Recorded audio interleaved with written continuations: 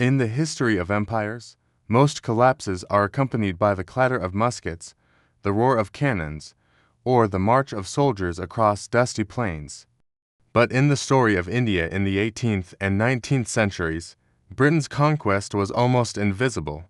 There were battles, yes, but the true domination was not fought on the fields, it was fought in the ledgers, in the vaults, and in the silent agreements inked far from the subcontinent. This is the story of how a series of financial maneuvers, loans, and clever accounting allowed Britain to control India without firing a single decisive shot. At the start of the 18th century, India was a patchwork of powerful kingdoms, thriving trade centers, and an empire Mughal that had once been the jewel of the world.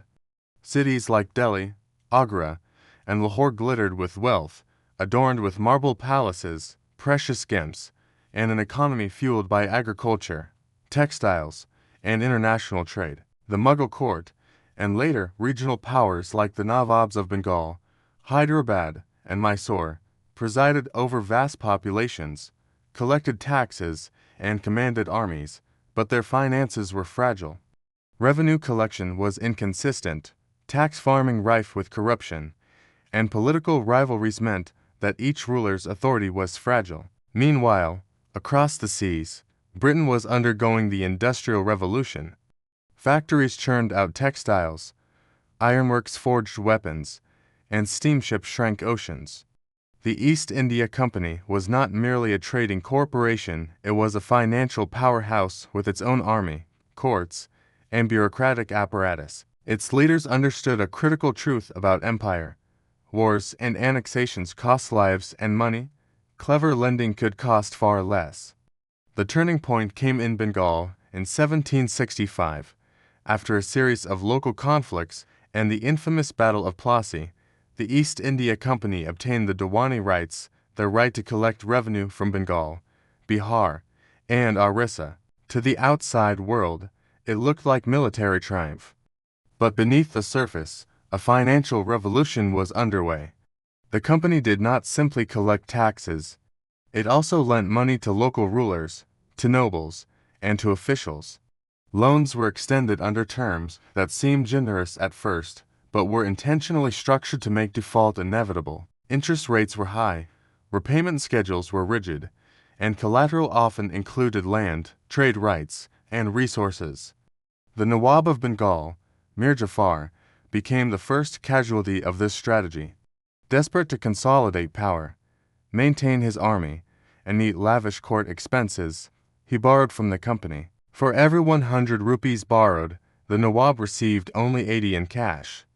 The rest was pocketed as commissions or reserved for repayment interest. Compound interest was applied ruthlessly. Soon, a debt cycle formed. To pay off one loan, the Nawab had to take another, deeper in the red, all while the company collected its fees. In effect, the East India Company became the invisible hand guiding the treasury of Bengal.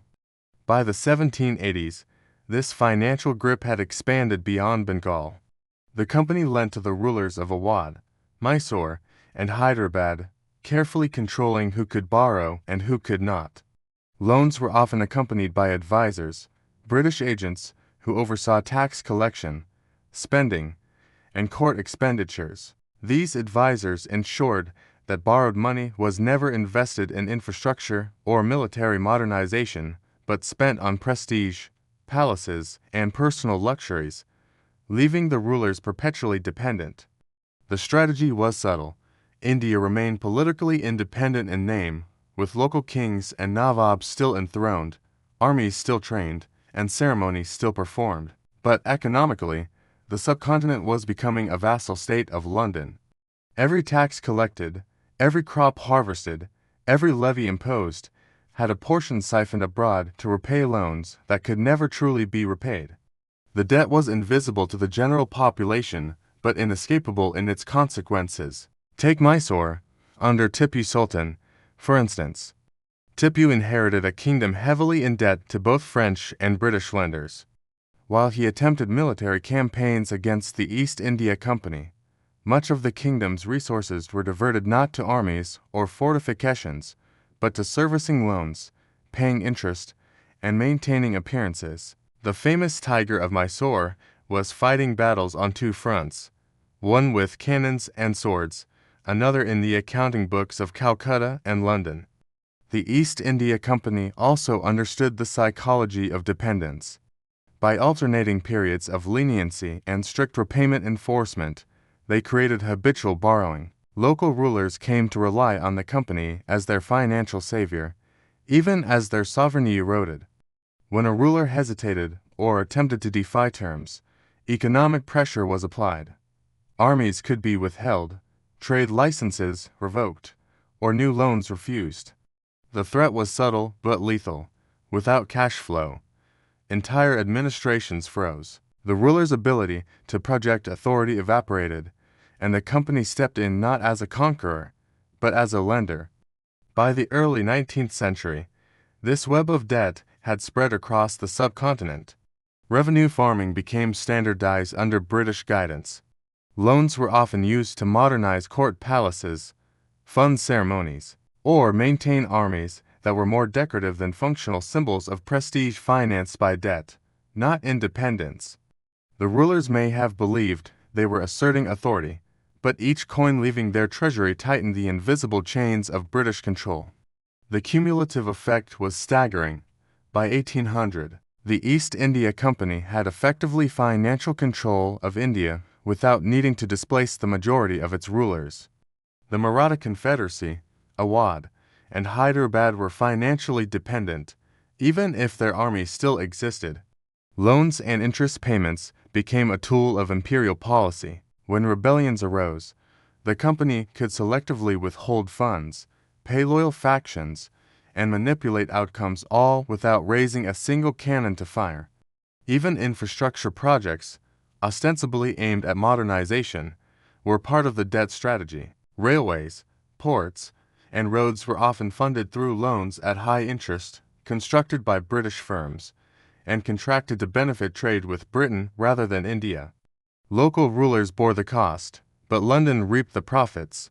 By the time railways spread across India, the financial chains were already firmly in place. The very means of modernization became instruments of control. The logic of the debt trap was simple: lend generously, enforce selectively, and ensure dependency. Borrowers believed they had gained temporary relief or prestige, but the true cost was sovereignty. India remained formally independent in pockets, but the East India Company controlled finance, trade, and policy in ways that no army could. By the mid-19th century, the company could dictate terms of administration, approve budgets, and effectively choose rulers, all under the guise of financial assistance.